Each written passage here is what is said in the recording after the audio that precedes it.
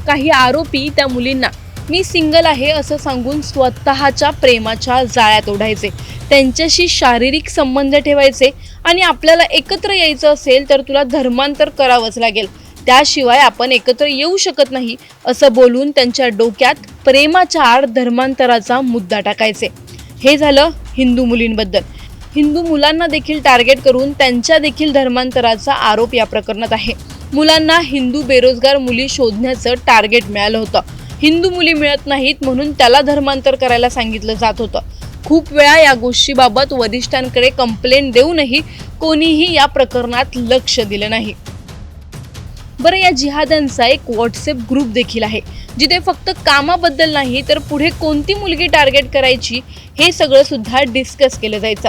या ग्रुपमध्ये तरुणी देखील असायच्या आणि त्या मुली हिंदू मुलींना तू जर का या धर्माचं आउटफिट घातलं तर छान दिसशील, ऑनलाईन शॉपिंग ॲपवर तुझ्यावर हा आउटफिट मस्तच दिसेल असं सांगून एकदा ट्राय तर करून बघ असं म्हणायच्या आणि त्यांचं तिथेच ब्रेन वॉश केलं जायचं।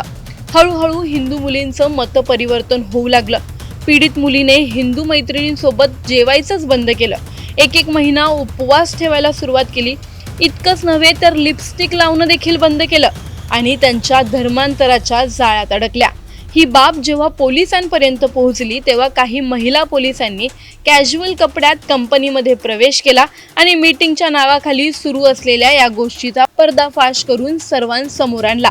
खरंच ही केवळ काही व्यक्तींची कृत्य आहेत की यामागे मोठं रॅकेट कार्यरत आहे? कॉर्पोरेट सारख्या सुरक्षित समजल्या जाणाऱ्या ठिकाणी अशा घटना घडत असतील तर सुरक्षा नेमकी कुठे आहे?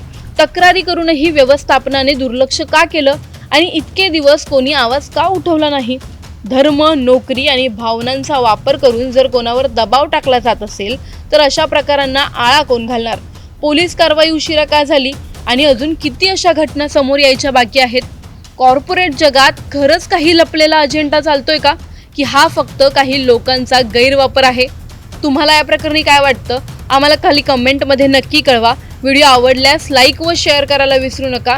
तसंच अशा नवनवीन अपडेटसाठी व माहितीपूर्ण व्हिडिओसाठी टाइम्स नाऊ मराठीला नक्की फॉलो करा।